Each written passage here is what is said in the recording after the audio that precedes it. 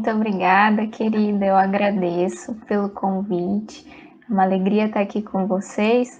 Que possa ser uma noite proveitosa para todos nós, né? De muitas reflexões, de muito aprendizado e também dessa comunhão boa entre corações amigos. Obrigada pelo convite. Bom, amigos, e o tema então que nos ficou proposto para nossa conversa dessa noite foi sobre a indulgência.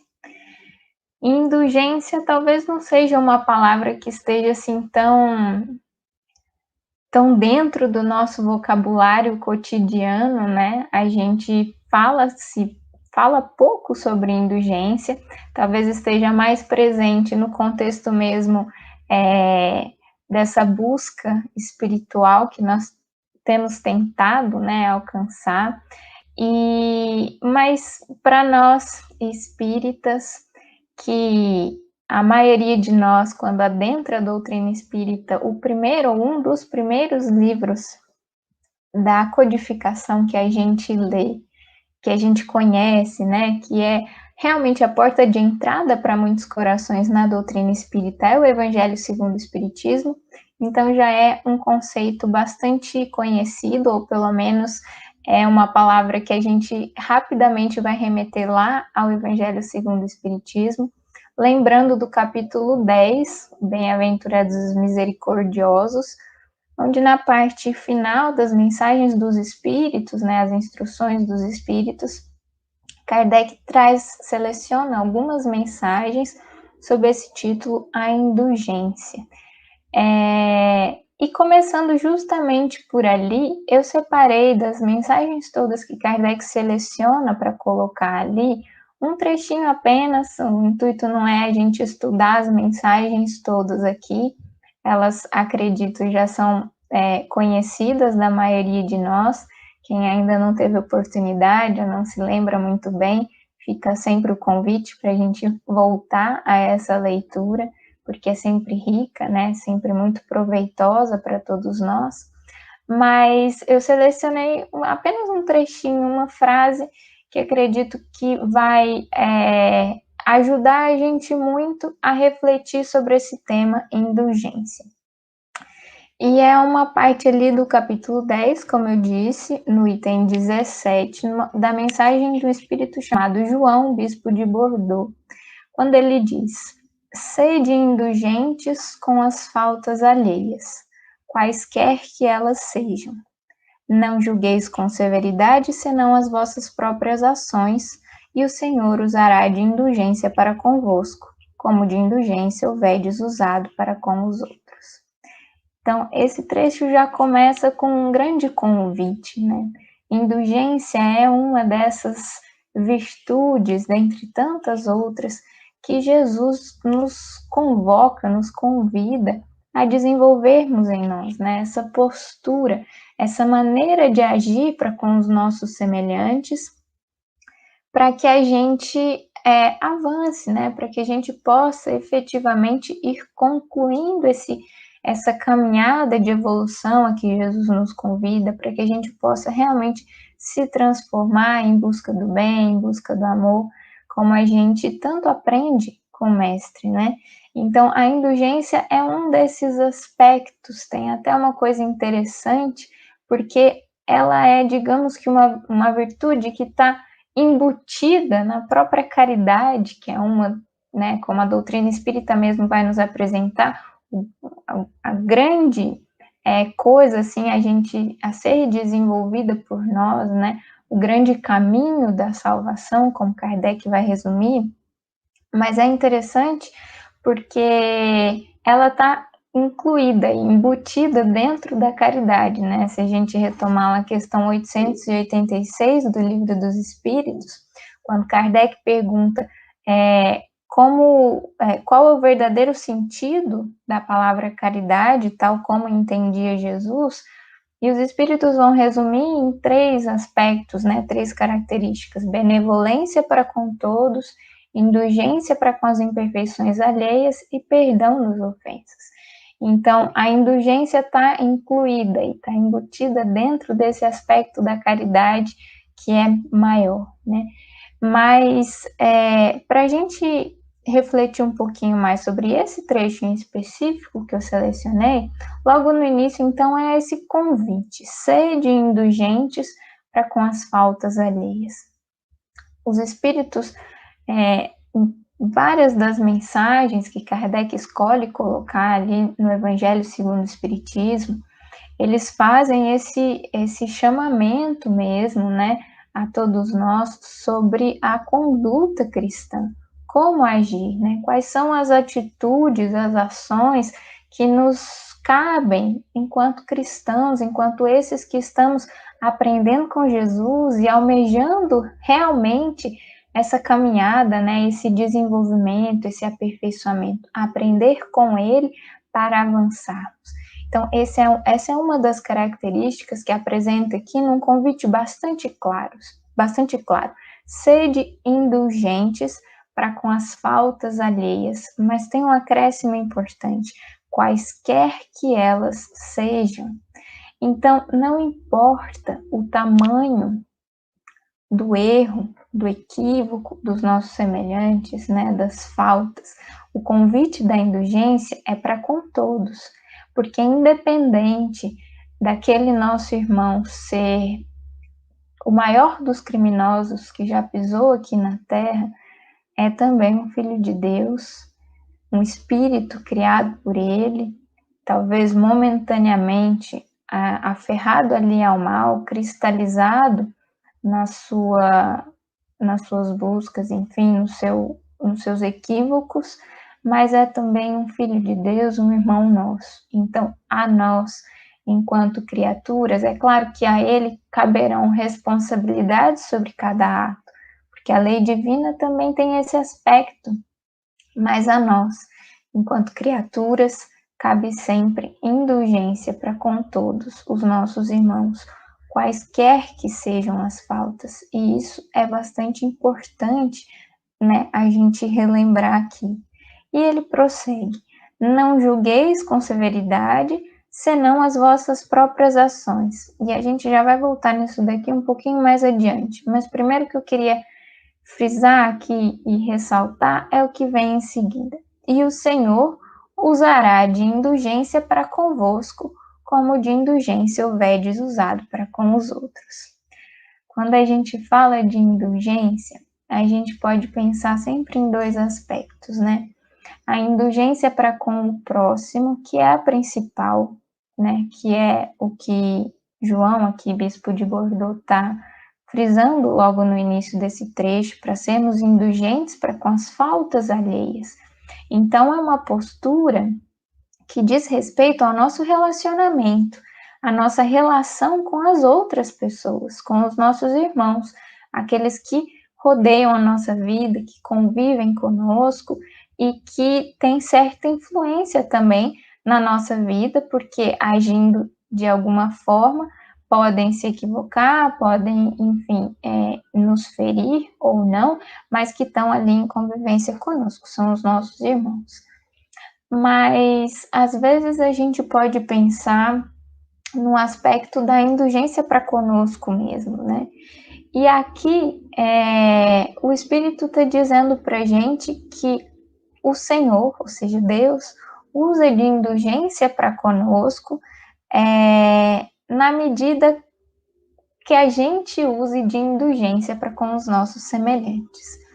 Então, a gente pode ficar pensando, mas será que Deus não é indulgente para conosco sempre? Não é Deus, o Pai de suprema bondade, de suprema misericórdia, como conciliar uma ação de Deus que esteja condicionada às nossas ações, às nossas atitudes?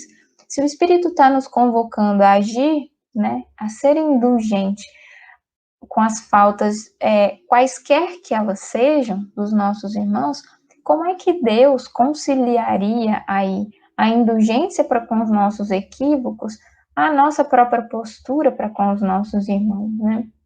Será que isso faz algum sentido?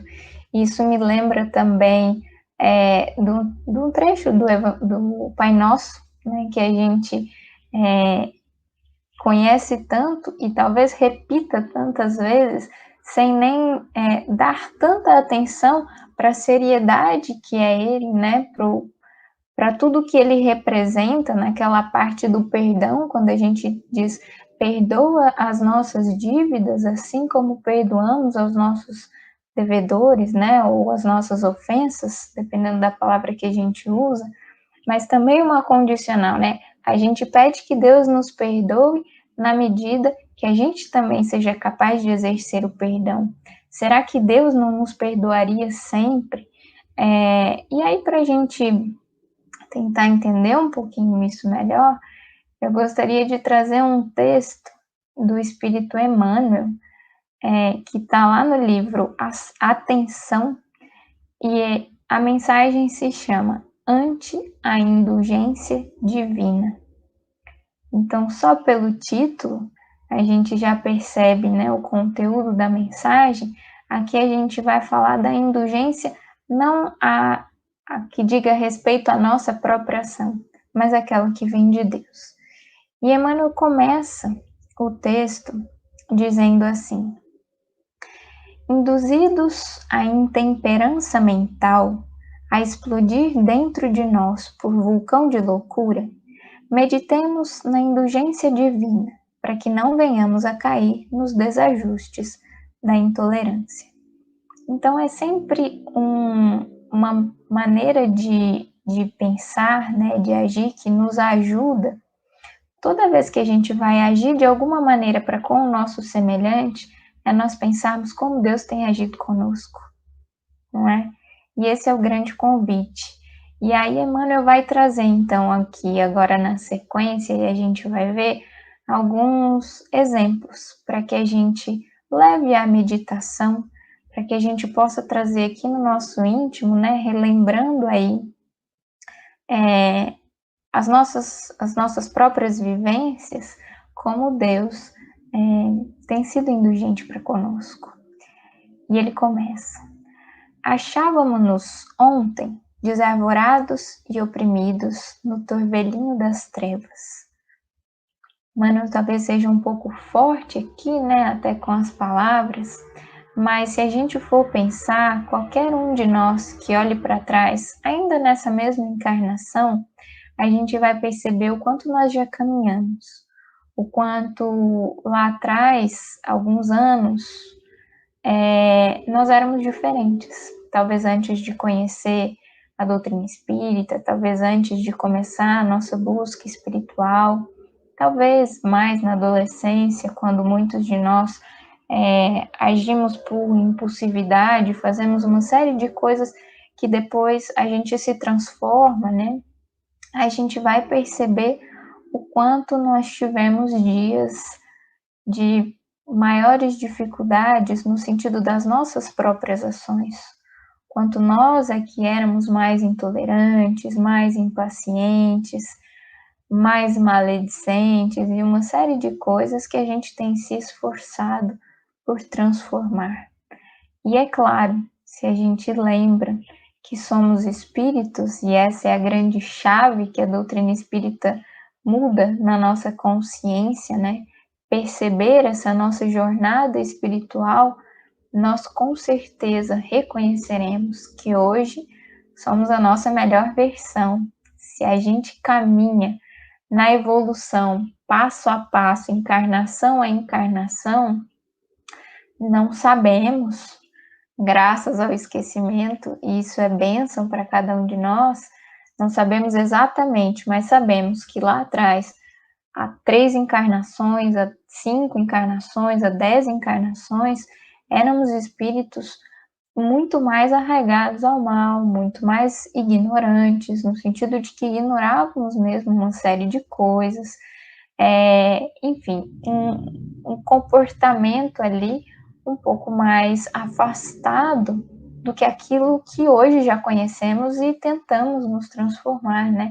Essa conduta cristã, né? Essa conduta mais harmonizada com a lei divina. É o que ele está chamando aqui de desarvorados e oprimidos no turvelinho das trevas. E muitas vezes em grande sofrimento por conta dos nossos próprios desatinos, Muitos de nós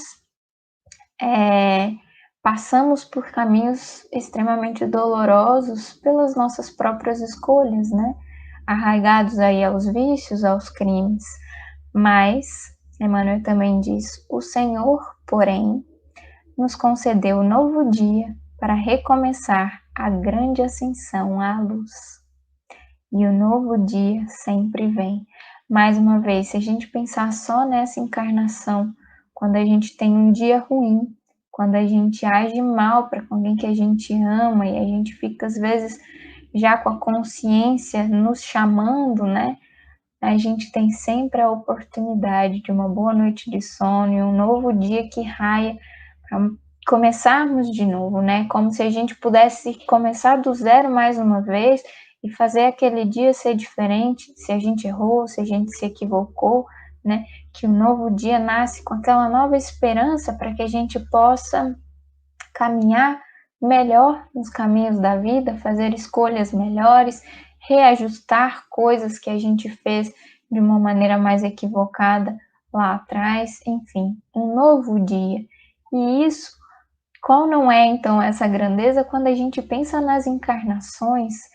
A doutrina espírita é muito rica em nos apresentar isso na literatura espírita, uma infinidade de casos de espíritos que vão contar as suas situações depois que deixam o plano aqui da matéria. E aí, quando faceiam, né, a realidade espiritual e tem maior consequência de tudo aquilo que viveram e de todos os compromissos e de todos os deveres, e aí, olhando para trás, a gente consegue perceber onde se equivocou, enfim, e muitas vezes vem aí então o sofrimento por termos agido mal, por não termos aproveitado as oportunidades, enfim, mas então vem Deus, nosso misericordioso Pai, com a oportunidade de uma nova encarnação, reunindo ali, muitas vezes, aqueles corações que tivemos desavenças, aqueles para com os quais a gente precisa de alguns reparos, para alguns acertos de contas, reencarnamos mais uma vez, uma nova experiência, às vezes agrupados ali na mesma família, para que os laços de amor possam ser essa grande transformação aí das relações, enfim, essa nova oportunidade nesse novo dia para que a gente possa reajustar as coisas. Então, Deus sempre nos oferece essa nova oportunidade. E Emmanuel ainda prossegue: restituiu-nos, perdão, estávamos paralíticos na recapitulação incessante de nossos desequilíbrios. Ele faz uma analogia aqui com a paralisia, né, no sentido de dizer que estávamos estagnados. Quando a gente fica recapitulando certos desequilíbrios, a gente fica estagnado, a gente fica parado, né, nessa evolução, né, como realmente paralíticos da alma, né, espirituais, parados, estagnados ali no mesmo erro. E quantas vezes a gente vê relatos de espíritos que passam, às vezes muitas encarnações, caindo exatamente no mesmo equívoco, né? Quanto isso é doloroso para o espírito, ali repisando aquela mesma lição e caindo mais uma vez, né, fraquejando ali no mesmo ponto, mas restituiu-nos Deus, né, a faculdade do movimento com os pés e as mãos livres para o reequilíbrio que nos compete. Então, vem Deus e restitui-nos os movimentos dos pés, das mãos, essa paralisia espiritual, nos dando então nova oportunidade para que a gente transforme esses desequilíbrios, esses vícios, né, esses erros reiterados no mesmo aspecto, em equilíbrios. Sofríamos desilusão e cegueira. Desilusão que vem das ilusões que a gente cria, né? Então, por exemplo, quando a gente cria a ilusão de que a nossa felicidade está pautada sobre as coisas materiais que nós adquirimos, cedo ou tarde virá a desilusão, porque seja nessa encarnação, por um revés financeiro ou qualquer outro motivo, seja por conta do desencarne que deixamos, né, aqui na matéria todas as nossas posses, essa desilusão vai chegar, porque todas essas coisas materiais sobre as quais a gente colocava a nossa felicidade perecerão, né? São perecíveis, um dia acabam, e aí então vem a desilusão. Então, muitas vezes, a gente sofre dessas desilusões e cegueiras por conta dessas coisas que a gente cria, né? A cegueira aqui também, no aspecto espiritual, né? E aí, então, Emmanuel reforça mais, coloca mais uma vez, né? Reformou-nos a esperança e a visão com que assimilamos as novas experiências. Então, vem Deus renovando as nossas visões, né? A nossa maneira de ver. E essa é, por exemplo, uma grande bênção que a doutrina espírita é para cada um de nós. A cegueira espiritual que às vezes a gente vivia antes de conhecer essa doutrina que tem sido para nós grande bênção, né? Grande oportunidade de aprendizado, por nos descortinar uma realidade qual antes a gente estava sem conhecer muitas vezes, né? Quantos e quantos corações caminham no mundo hoje completamente cegos às realidades espirituais, né? A essa verdadeira vida, que é a vida do espírito, que caminham no mundo sem consciência do porquê estamos aqui, de que somos espíritos, da nossa jornada evolutiva, da nossa caminhada espiritual. Então, esse é um tipo de cegueira, né? Que Deus vai tirando de nós na medida que Ele nos dá oportunidades e possibilidades de renovar essa visão, né? Renovando-nos a visão, renova-nos também a esperança, porque apresenta, então, uma nova realidade, né? E Jesus é o grande mestre dessa esperança. Não é à toa o Evangelho é chamado de Boa Nova, seja, boa notícia, essa boa notícia que tira os nossos olhos apenas do mundo aqui encarnado, dessa curta experiência que nós temos entre berço e túmulo, né? E amplia essa visão de uma maneira grandiosa que a gente nem é capaz de mensurar muitas vezes o quanto a bênção que a gente tem, né, de ter essa revelação para nós.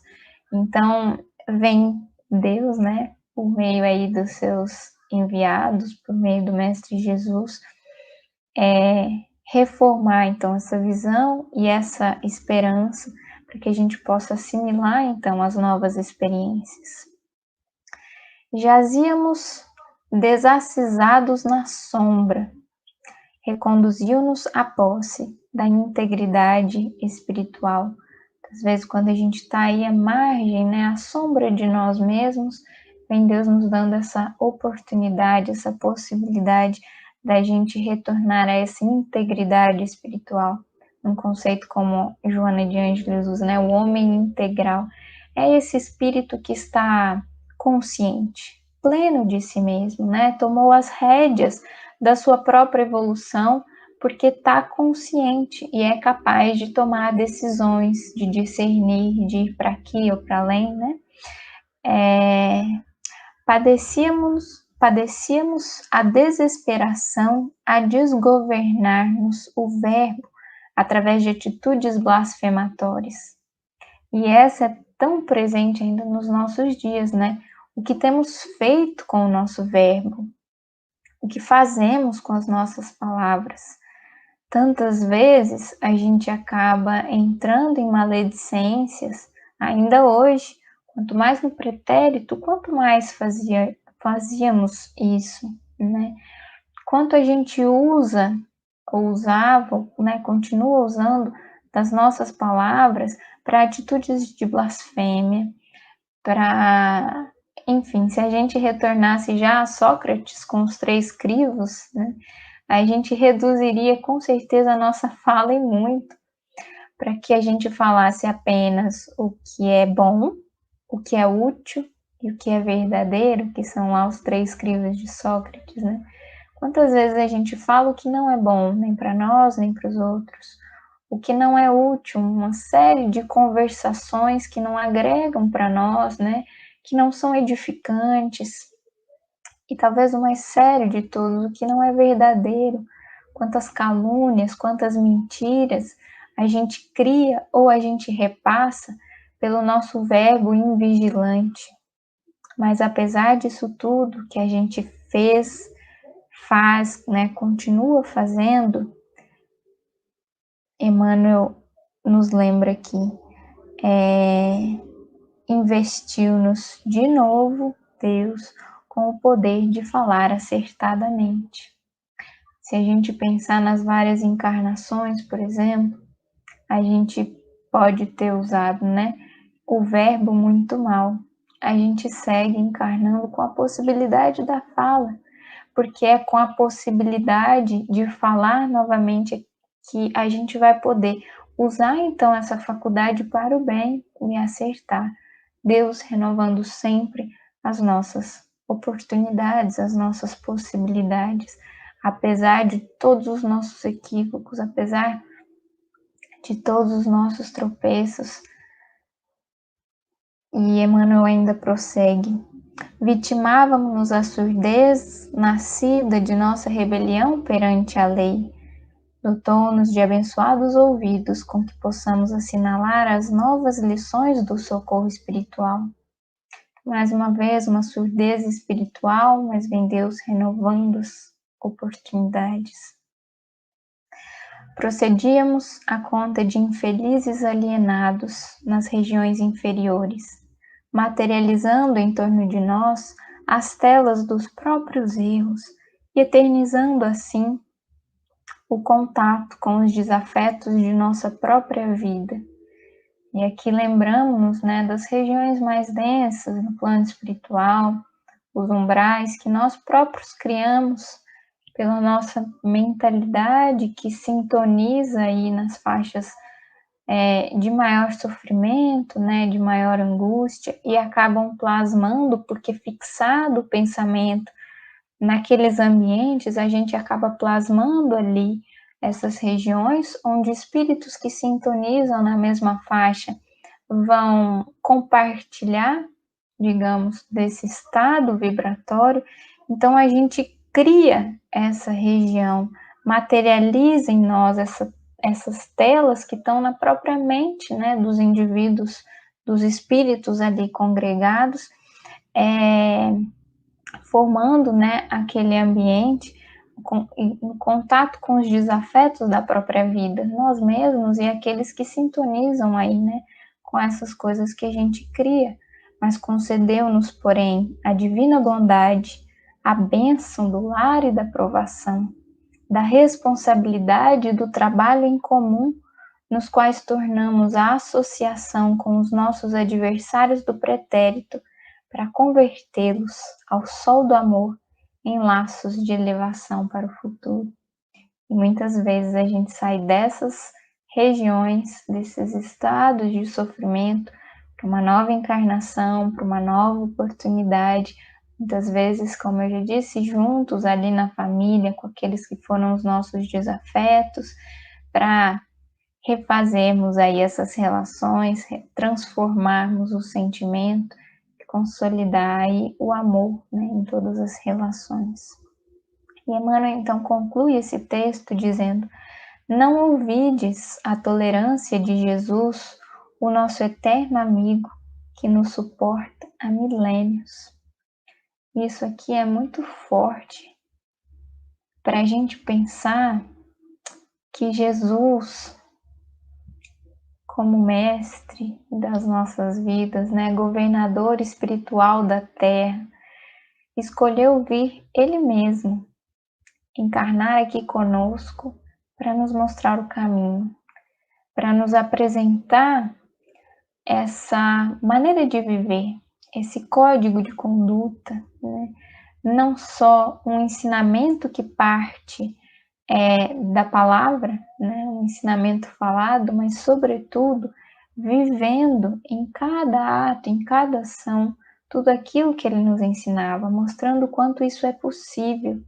esteve aqui conosco, sacrificando a si mesmo, no sentido de estar aqui conosco, né? Não só o sacrifício da cruz, mas, sobretudo, aquele do amor que escolhe estar junto, apesar de tudo do que tudo isso pudesse ou possa representar para um espírito crístico como ele. Veio aqui estar conosco para nos mostrar o caminho, como realmente um grande irmão que olha para os seus semelhantes, né? Olha para nós como seus tutelados e resolve conduzir-nos com muito carinho, de muito próximo. E nós o que fizemos? De tudo isso, né? De todo esse investimento grandiosíssimo, que talvez a gente ainda esteja muito longe de conceber o que representa tudo isso, né? O que representa a vinda de Jesus para estar conosco aqui na Terra, todo esse ensinamento que a gente pôde receber de tão perto. A maioria de nós não soube aproveitar tudo isso, que ele já nos apresentou há 2000 anos, lá atrás, quando esteve conosco. E desde então, nós que o conhecemos e através das muitas encarnações que tivemos, seguramente tivemos contato com os seus ensinamentos, se não diretamente com ele lá, mas através de toda a divulgação que o Evangelho de Jesus teve no mundo ao longo desses 2000 anos, com certeza tivemos contato com esses ensinamentos em alguns ou em vários momentos, e ainda assim seguimos errando muito, né? Seguimos escolhendo deliberadamente combatê-lo, persegui-lo, ou simplesmente aferrar-nos aí aos nossos próprios interesses pessoais, ao nosso egoísmo, aos nossos vícios, e não segui-lo, e não aprender com tudo aquilo que ele veio nos ensinar. E será que Jesus desistiu de nós por isso? Não segue desde então, buscando a cada um desses corações, para até o momento, até o dia, que enfim a gente possa despertar realmente para esse chamado e caminhar ao seu lado como um discípulo sincero, como aquele que está disposto a transformar a sua vida, porque entendeu finalmente, né, enfim, a proposta dessa caminhada espiritual e consegue então, a partir dessa ação, uma comunhão mais profunda com Jesus, com Deus, nosso Pai, e estarmos almejando e caminhando para essa verdadeira felicidade e a verdadeira paz do reino de Deus que Jesus nos apresenta, né? Então, concluindo aqui esse parágrafo de Emmanuel, mais uma vez ele diz: não ouvides a tolerância de Jesus, o nosso eterno amigo que nos suporta há milênios, amparando-nos o coração através de 1000 modos, de cada passo do dia, e por gratidão a ele, que não vacilou em aceitar a própria cruz para testemunhar-nos benevolência, sejamos aprendizes autênticos da fraternidade, porquanto somente no perdão incondicional de nossas faltas recíprocas conseguiremos atender-lhe ao apelo inolvidável: amai-vos uns aos outros, como eu vos amei. E aí Emmanuel fecha com esse mandamento de Jesus, que talvez seja um dos mais desafiadores que o Evangelho nos apresenta. Porque amar ao próximo como a nós mesmos já é um baita desafio. Imagine amar ao próximo como Jesus nos ama. O patamar está um pouquinho mais alto, porque o amor de Jesus para conosco a gente nem é capaz de mensurar ainda. É maior do que qualquer amor que a gente conheça aqui no mundo, né? Então, enfim, mas é esse o convite, é a gente olhar para tudo isso que a gente já recebe do alto, né? Essa indulgência divina Nós não somos perfeitos, nós nos equivocamos muito nessa encarnação, na presente existência, né? Agora, nesses tempos que vivemos, se a gente olhar para o nosso dia de hoje, para o nosso dia de ontem, a gente vai poder ver uma série de equívocos, mas se a gente for um pouquinho mais para trás, né? Se a gente pensar nas encarnações pregressas e sabe-se lá onde estávamos e o que estávamos fazendo, mas se estamos aqui hoje nessa luta, sabemos que lá atrás também, muito provavelmente não fizemos as melhores escolhas. Deus não desistiu de nós e segue nos dando oportunidades renovadas. É claro, as oportunidades nunca são as mesmas. Quando a gente não aproveita uma boa oportunidade lá atrás, ela vai se dar novamente, mas não exatamente na mesma configuração, nas mesmas circunstâncias. Talvez uma nova encarnação, aquele ser amigo, aquele ente querido que estava lá para nos auxiliar, para dar um apoio, talvez não possa estar junto, talvez as dificuldades sejam um pouquinho maiores, mas é sempre uma nova oportunidade, né? Então, quanto nós temos recebido do alto para com as nossas imperfeições, para com os nossos equívocos, para com a nossa negligência, com os ensinamentos de Jesus, quanto já recebemos e quanto deixamos para depois. E, enfim, Jesus segue conosco, né? Tolerante. Então, esse é um grande convite aí para a gente pensar em nós mesmos, de como Deus tem agido para conosco, como tem sido essa misericórdia divina para com todos os nossos equívocos. E aí então a gente retoma lá na frase inicial da nossa reflexão dessa noite, quando o Espírito João, bispo de Bordeaux, lá no Evangelho segundo o Espiritismo, capítulo 10, item 17, nos diz que o Senhor vai ser indulgente para conosco na medida da nossa indulgência para com os nossos irmãos, né? Convidando-nos então a sermos indulgentes por as faltas alheias dos nossos semelhantes. E aí então a gente percebeu, acredito aqui, que a misericórdia do alto sempre existiu. E é claro, se a gente está falando de Deus, né? Deus que é a inteligência suprema e causa primária de todas as coisas, ou seja, é sempre a fonte primeira de tudo, na sua infinita bondade, na sua infinita misericórdia, suprema misericórdia, não poderia ser diferente. A misericórdia parte do alto para nós sempre, sempre. A questão é o quanto nós estamos percebendo disso, quanto nós estamos abertos para receber, né? Eu gosto sempre de pensar no amor divino. Deus nos ama sempre, mas nós nos sentimos amados por Ele. Esse é o grande empecilho, talvez, né? Ele está na criatura, ele não está em Deus. Se Deus é causa primária, a misericórdia nasce do próprio Criador. Então esse é sempre o ponto inicial. A misericórdia começou com ele, sempre, para com todos os seus filhos, independente das faltas que cometamos, dos crimes que possamos ter cometido no pretérito, Deus sempre vai agir com misericórdia. É claro que a lei tem consequências, ela impõe para nós responsabilidades e colheitas sobre tudo aquilo que a gente planta. Mas a misericórdia existe para todos os seus filhos, né?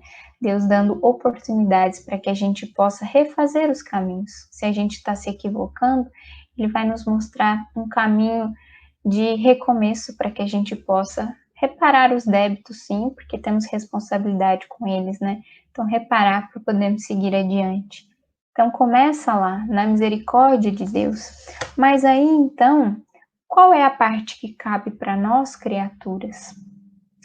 Quando eu começo a ter consciência de toda essa misericórdia, olhando para os meus próprios equívocos, eu tenho um caminho aí de autoconhecimento, primeiro de tudo, que é para olhar e para perceber o quanto eu também não sou perfeito, o quanto já tive aí muitos equívocos e muitos tropeços na caminhada. Reconhecer a nossa falibilidade é uma coisa extremamente importante na nossa jornada espiritual. E quando a gente percebe que é falível, porque às vezes mesmo querendo muito agir no bem, como mesmo Paulo dizia, né, o bem que quero eu não faço, mas o mal que eu não quero, esse eu ainda faço. Então reconhecer isso é o primeiro passo para a gente seguir adiante e perceber a misericórdia que já existia. Quando a gente percebe que é falível, quando a gente percebe que mesmo querendo muito, né, nos esforçando, a gente ainda cai, eu também consigo perceber que Deus é misericordioso para comigo, porque ainda assim Ele segue nos amparando, nos dando novas oportunidades. Quando a gente reconhece isso, quando a gente consegue ver em nós que essa indulgência existe para conosco, então a gente está mais preparado para olhar para o nosso irmão e perceber que a falta, que o equívoco que existe ali nele, na ação dele, também merece indulgência da nossa parte, né? É um caminho que eu consigo me reconhecer um pouquinho no outro e começo a vê-lo também como um irmão, né? Como um semelhante, porque me vejo um pouquinho nele também. E a partir disso, o ciclo vai se completando, porque então se eu ajo se eu tenho indulgência para com os meus semelhantes, aí como o Espírito aqui está dizendo, o Senhor também usará de indulgência para conosco, ou seja, eu vou perceber ainda mais a indulgência de Deus para mim, porque eu passo um pouquinho dessa percepção de conflito que eu tenho antes, porque muitas vezes a gente vive num certo conflito, porque a gente sabe muitas coisas, né? Que Deus nos ama, enfim, mas se a gente não está se esforçando por fazer a nossa parte, a gente quase que não se sente merecedores de todo esse amor. Mas quando eu me esforço por agir com indulgência para com o meu irmão, né, para ser indulgente para com os meus semelhantes, aí então eu sei que eu estou fazendo o meu esforço. Ainda que eu não consiga efetivamente, né, ser essa virtude plena na minha vida, eu sei que estou fazendo o meu esforço. E aí então começo a me sentir um pouquinho mais merecedor desse amor infinito que Deus tem para comigo também. E aí a gente entra num ciclo, uma espiral que só cresce, porque me sentindo mais amada, vou poder agir ainda melhor, né, com mais amor para com os meus semelhantes e assim sucessivamente. Mas aí a gente volta então para esse trechinho que ficou antes, que eu disse que a gente voltaria depois, quando o Espírito diz: sede indulgentes para com as faltas alheias, mas julgueis com severidade as vossas próprias ações. João, aqui, bispo de Bordeaux, não é o único espírito a dizer isso.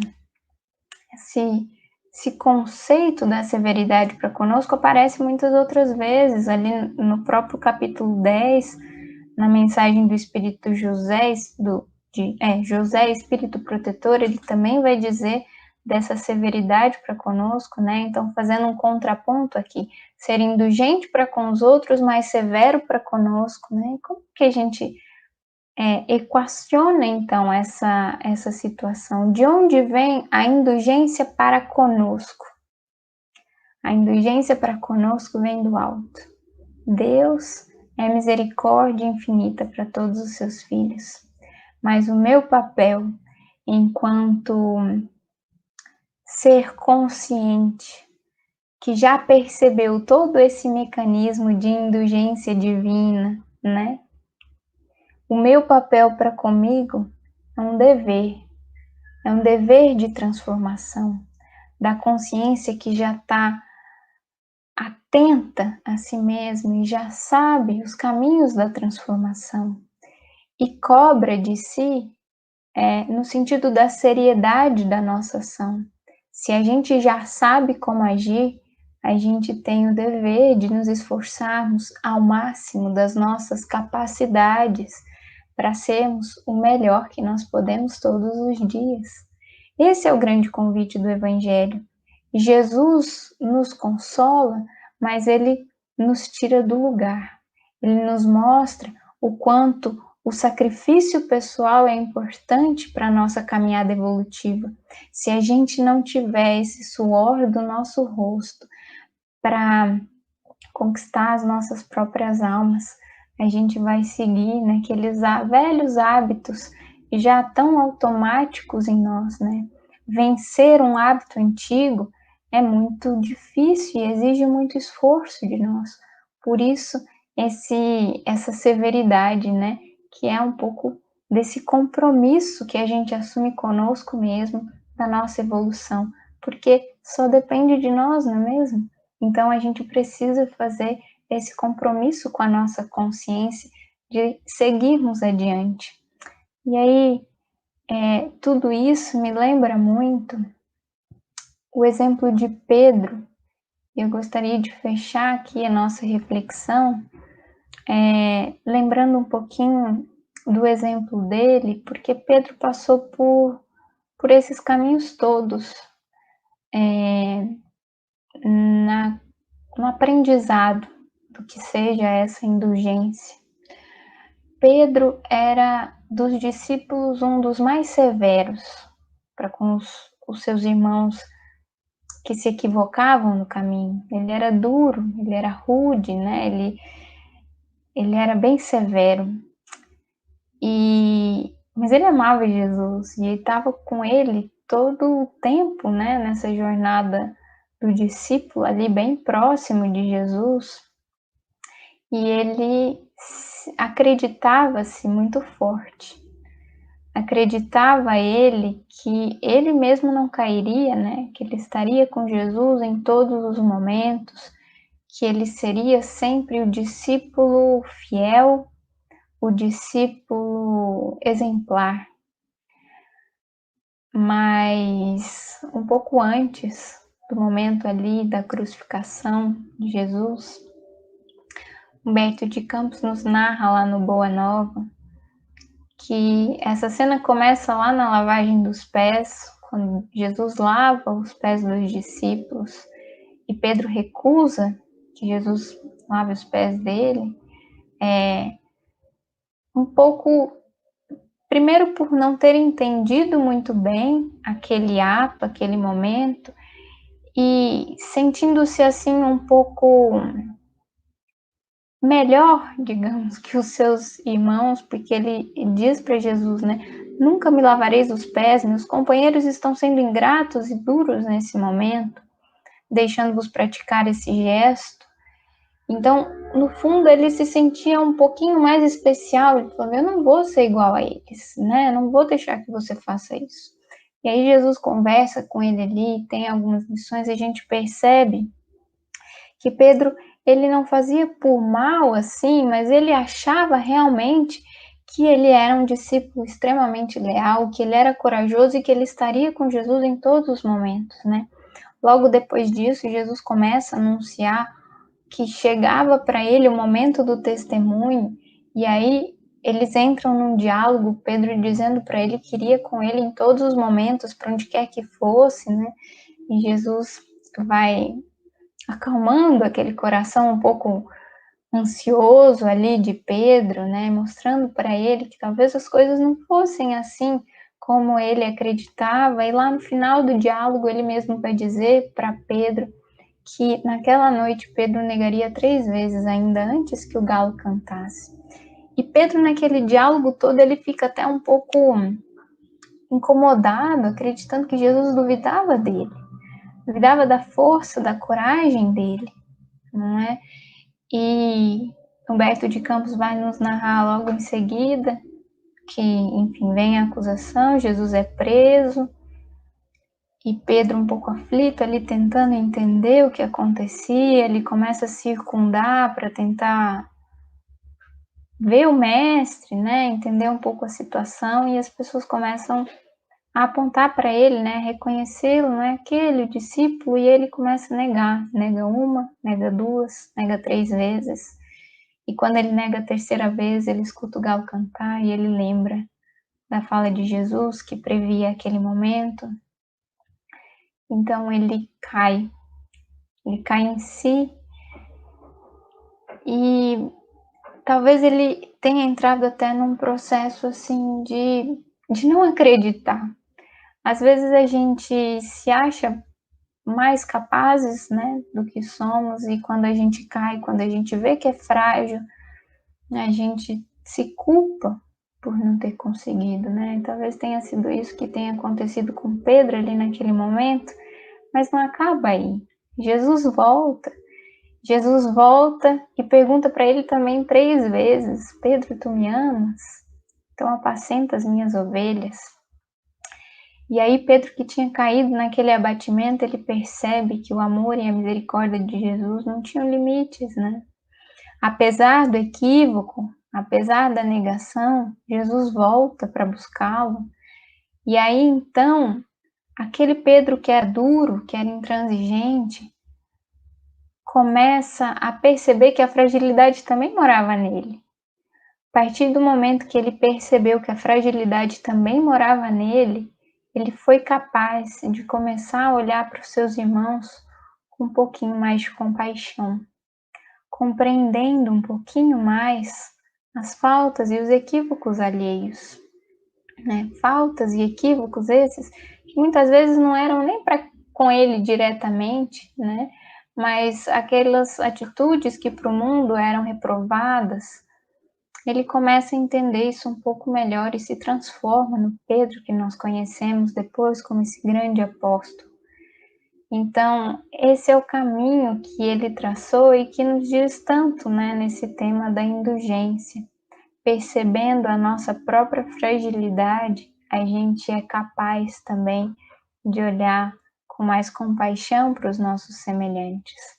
Nós somos todos irmãos em jornada, em caminhada, estamos aprendendo, alguns um pouco mais adiante, outros um pouco mais atrás no caminho, mas amparados uns pelos outros, a gente segue adiante. E o nosso dever, enquanto criaturas, é primeiro com a nossa própria transformação, com o nosso aperfeiçoamento, vencendo os nossos hábitos antigos, para que a gente possa servir cada vez melhor os nossos irmãos, para que a gente possa olhar também para aqueles, né, aprendendo com os que vão adiante, amparando os que vão um pouquinho mais atrás, mas todos avançando. Esse é o grande convite, que Jesus possa nos inspirar, nos abençoar nessa jornada, nessa caminhada de desenvolvimento das nossas virtudes, que possamos consolidar cada vez mais a indulgência nas nossas ações, o amor nos nossos corações, enfim, avançando sempre e aprendendo com Jesus, esse nosso mestre, que não tem desistido de nós já há tanto tempo, e a Deus sempre, né, desde o início, investindo em nós, nos dando sempre tantas e tantas oportunidades, que a gente saiba valorizar todas as oportunidades que nós temos hoje em mão, né, aproveitar disso ao máximo para seguirmos com Jesus.